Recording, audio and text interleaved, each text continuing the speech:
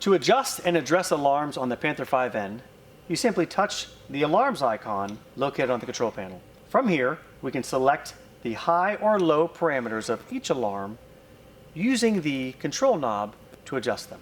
I will simulate a high priority alarm by touching the volume, turning it down below the current volume being delivered, and I can see that in green on each alarm bar.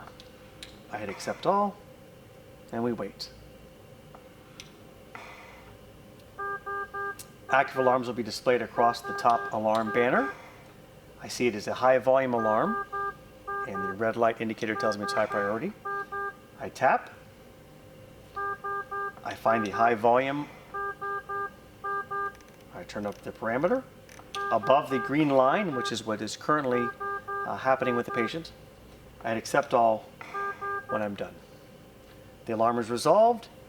The indicator turns gray, letting me know that there's a previous alarm that needs to be sort of acknowledged and cleared out. One tap, it goes away.